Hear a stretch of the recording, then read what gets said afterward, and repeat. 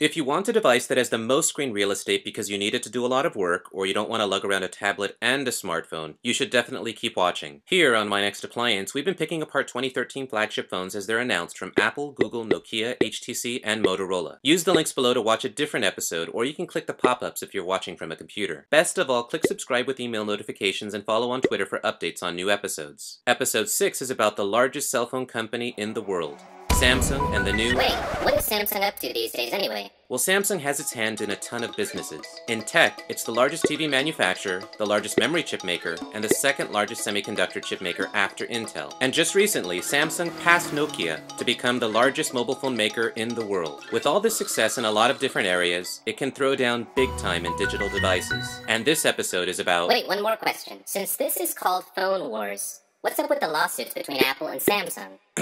16 months and a few injunctions later, a US jury ruled in favor of Apple to the tune of over $1 billion.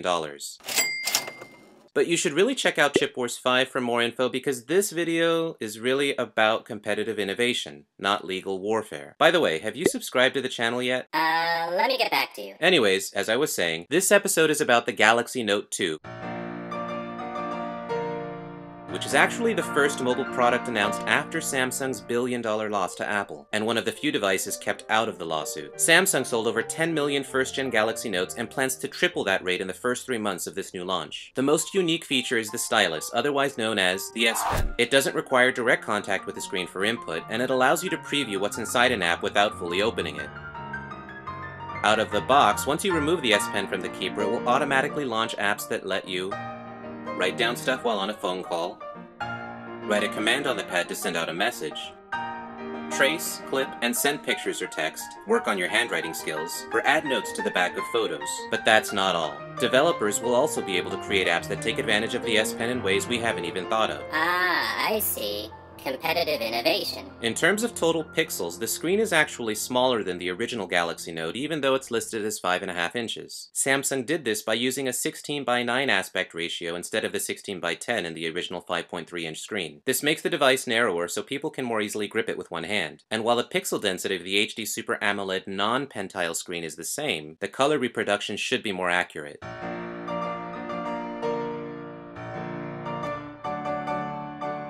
Under the hood, this is the first LTE device in the US that has the powerful 1.6 GHz Exynos 4 quad with the Mali 400 quad-core GPU. Check out Chip Wars 5 if you want to know why this is a big deal.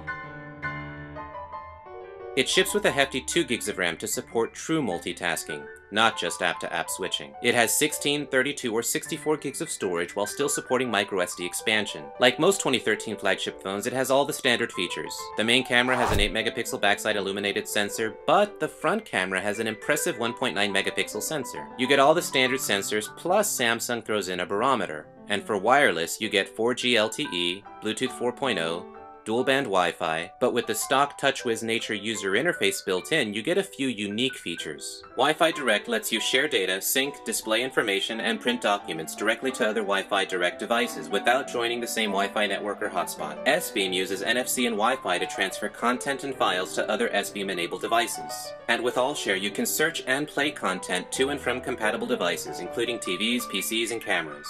While it's a tad heavier, you do get a 24% better battery. It's the first Samsung device to launch with Jelly Bean and 50 gigabytes of Dropbox storage. Now I've got a question for you.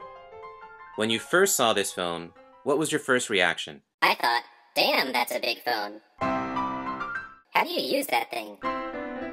Let me just say that it's not about how many inches you have. It's how you use it. I see what you did there. So if you want to use your phone for more than just browsing and music, the Galaxy Note 2 should be near the top of your list. It's a device designed to unleash creativity, but let me just add, this monster needs 2 hands to reach its full potential. Sure, this phone is too big for some, but for millions of others, it will fit perfectly into their busy school and work lives. To find the best prices, please support the channel by clicking the links below. For US viewers, the good news is the Galaxy Note 2 is available on all 5 major carriers. But Samsung isn't done with the digital pen devices just yet. Stay subscribed as we cover an upcoming special event in late October. Also, coming up in Phone Wars 2013, we're going to take a peek at the next Nexus device as soon as it's officially announced. And as always, thanks subscribers for your comments. Hit that like button if you would like to see a comparison video of all the phones announced so far. If you're a new viewer, please like, comment, share, and subscribe with email notifications to join My Next Appliance, where we try to keep up with all kinds of innovation and the companies behind it. You can also follow a Twitter account for news and good tech deals. By the way, Yeah? did you subscribe yet? I'll subscribe from my future Galaxy Note 2.